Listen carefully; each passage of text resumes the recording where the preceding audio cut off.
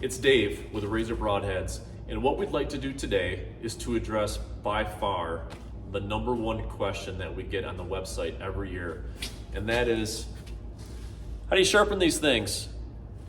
So what I thought we would do is just kind of take you through a quick soup to nuts process with some relatively inexpensive equipment, which we'll talk about here in a minute, on how you can keep your broadheads sharp throughout the season as well. There's a couple of buzzwords I'd like to address right off the bat here. One of them is sharpenability, and the other one is edge retention. And to be honest with you, they're really not each other's friends. Sharpenability is typically a metal that's going to have a softer compound to it, which makes it really easy to sharpen, but it's not going to have great edge retention. At RAZOR, we use a very high quality A2 tool steel, and we opted for the edge retention portion of that discussion.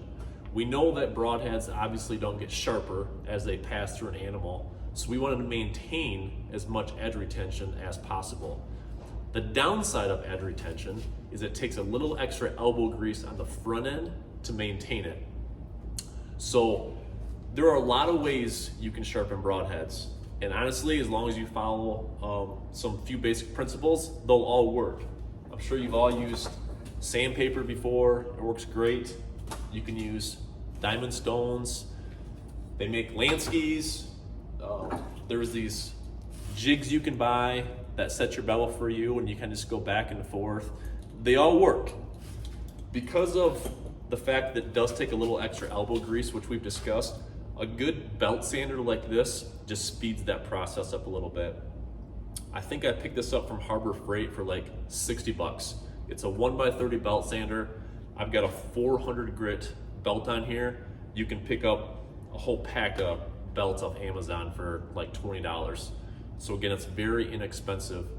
But what we're gonna do is we're gonna put an edge on the beveled side until we roll the burr over.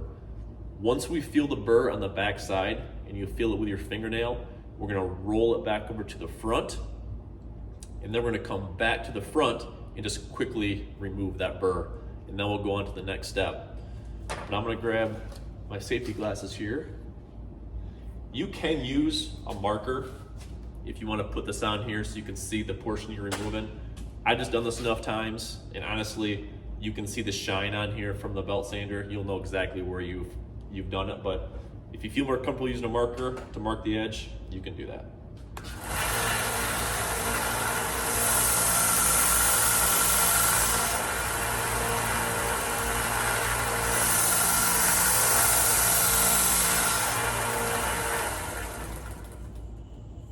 Okay, I felt that burr has rolled over to the back side.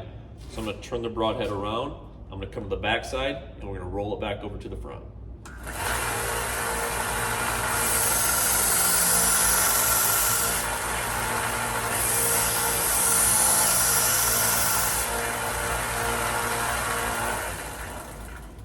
Okay, there it is. It's back in the front now. We're gonna turn it back around.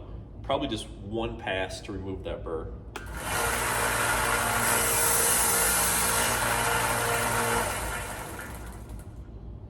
Okay, there it is. Perfect. All right, now we're gonna take off this 400 grit belt, and I'm gonna swap over to 1,000. So this is a 1,000 grit belt. And we are actually just gonna repeat that exact same process. We're just micro honing that edge is all we're doing here.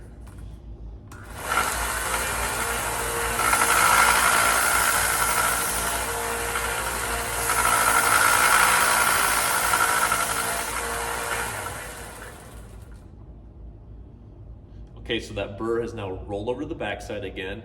It's not as pronounced as it was with a 400 grit belt because it's more aggressive obviously, but you can still feel it.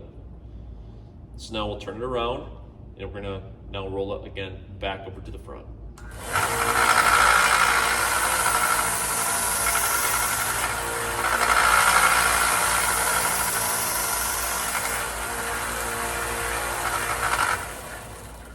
All right, so there it is. I'm gonna come back to the front. Again, we're just gonna quickly remove it now.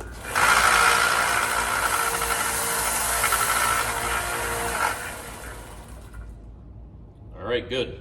we are done with the belt sander. Our next step is going to be stropping.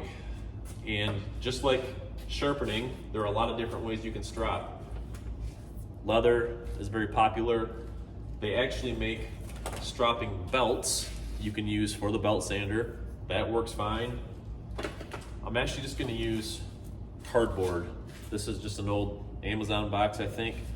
You put a little rubbing compound down there, and this works actually perfectly fine for stropping. And what you want to do is you want to work from inside out. So we want to come from the inside of the broadhead, push it to the outside. You want to go about the same number of passes on the front as you do the back, so it's even. And when you come to the bevel side, if you hold it down there, you'll feel that edge. So you'll know when you get the proper angle, because you'll feel it.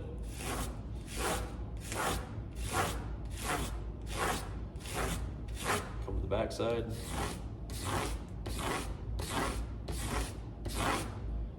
Just a couple more here. We are just micro honing that edge. Let's see how that feels. All right. This is a more than huntable broadhead, as that's a scary sharp broadhead right now. But there's actually one more step you can do to even get it sharper than what it currently is. This is a trick I actually learned from Jason Samkoviak over at Samco Tradbow. Check out his YouTube channel. He puts a lot of great content out there. He's one of our customers. But you take an old pair of jeans and you just cut off the pant leg, and we're gonna strap that broadhead on these pair of jeans, and we're gonna get this broadhead wicked, nasty sharp. Again, you're working from inside out, so you're pushing that to the outside. You can do this throughout the season too. I mean, while you're watching a football game or whatever the heck you're doing in the evenings at deer camp, pull a couple arrows out of your quiver, and you can just give them a quick strop and keep them sharp throughout the season. All right, let's check this bad boy out. Oh yeah.